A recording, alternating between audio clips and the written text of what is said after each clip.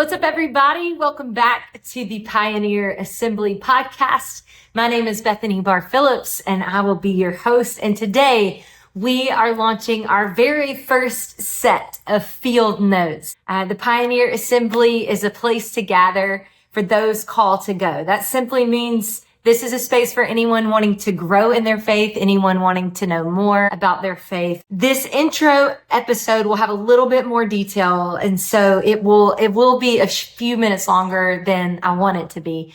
But I think it's important to set up this entire idea of field notes. So just to recap, the Pioneer Assembly will release a set of episodes every week that we're calling field notes. They're going to be short episodes over a 5-day span, giving you an opportunity to listen in a shorter amount of time. We're calling them field notes because those who are often discovering have a notebook or some form of writing handy. And these episodes will prayerfully be something that you can refer back to in the coming days. Maybe you even want to write something down yourself about it. All right, here we go. Welcome to the first episode of Field Notes for the Pioneer Assembly.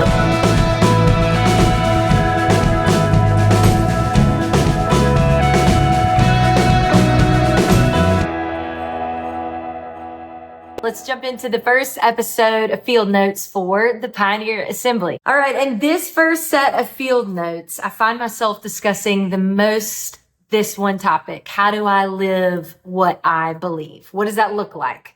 So I want us to answer that question this week. How do I live what I believe? This may seem self-explanatory if you have a church background, but many who come to faith later in life find this idea a little bit ambiguous. And I want to give us a statement that we can pull from all week to give us better understanding of how to live what we believe.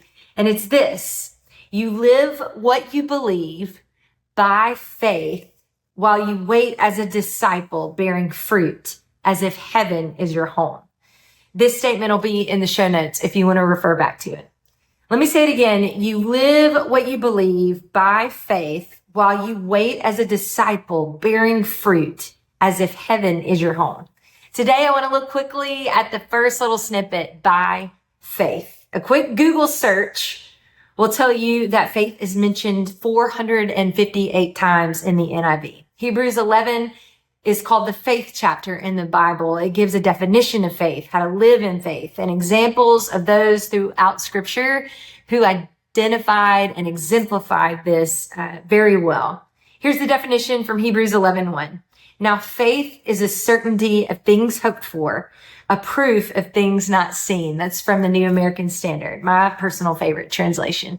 The Message puts it like this: the fundamental fact of existence is that this trust in God, this faith, is firm foundation under everything that makes life worth living. It's our handle on what we can't see. The act of faith is what distinguished our ancestors and set them above the crowd. Faith, having it, holding it, living by it. It's a demonstration for the world around us that we believe our God is the one true and living God. He's not some faraway being or a mystical master or some kind of Santa Claus or slot machine that we shy away from, but he's a God worth giving our life to. Not just because of benefits, but because of the relationship that we have available in him. Notice I said living by it and not with it. We can live with something and never take hold of it. I can live with a person and still not know them. In college, I had several different roommates throughout the years. And most of the time, there were always 3 of us living together at one time. There's this one semester where this girl moved in at the beginning of the semester. She got her bed all set. Everything was organized. And we never saw her again. We never saw her. She claimed that she lived there. All her things were there. Her bed was made. Her stuff was in the bathroom. She had things in her closet and under the bed and all the little shelves. But she did not spend one night with us in that apartment. We truly did not know her. We knew things about her, but we didn't know her personally because she never interacted with us. Again, we knew things of her. We did not know her. I think we do that a lot in our faith. We're going to learn things about God, but we don't really know God personally. I think people wanting to live what they believe do this so often. We want to have the things and be in the right place and look like we know what we're doing. But honestly, our souls and our hearts are vacant to the relationship that comes from really knowing and living by faith in God. Let me put it this way. Just because you have a Bible does not mean that you live by faith. Just because you go to church does not mean that you live by faith. Just because you post about the Bible and you have a t-shirt or your grandma went to church, it does not mean you live by faith. Living by faith requires us to actively believe and practice what reflects the character of God. Believers should walk by faith and not by sight. 2 Corinthians 5:7. We believe nothing will be impossible with God. Luke 1:37. In Luke 17, the disciples asked Jesus to increase their faith. So that's a question that we can ask him. Lord, will you increase our faith? But he responded by saying, if you have faith as small as a mustard seed, you can say to this mulberry tree, be uprooted and planted in the sea, and it will obey you. The mustard seed is 1/8 of an inch in diameter, meaning for all of us half-blind folks who wear glasses, I'm not likely to see it. Jesus said this was the size of faith we needed to have to do great things. To live by faith is a great thing. He's showing us in this response, it's not an amount or a size of faith, it's having faith. What will grow from that one seed of faith will expand. It means that there's room to grow it. Faith isn't simply faith because we have it. It's faith because we use it. It's an action word. It's not passive.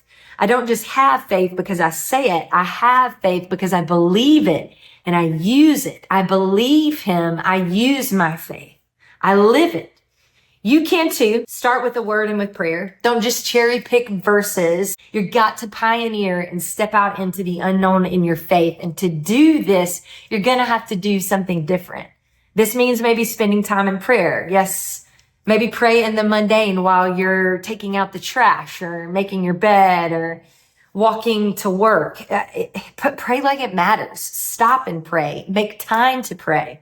For me, that's long walks. We have a roundabout in our driveway, and that honestly just becomes prayer path. When I can't get clear in my mind and I know I need to meet with the Lord, I usually just put on my sneakers and walk out into the driveway, and my family kind of knows what the drill is. Romans 10:17, faith comes by hearing and hearing through the word of Christ. Our time in the word will build up our faith. It'll fortify it. It galvanizes it so that we can in turn live by it. Step out today. Let it be active. Don't let it just live inside. If you want to truly display a life of faith, how do I live what I believe? Step out in faith today.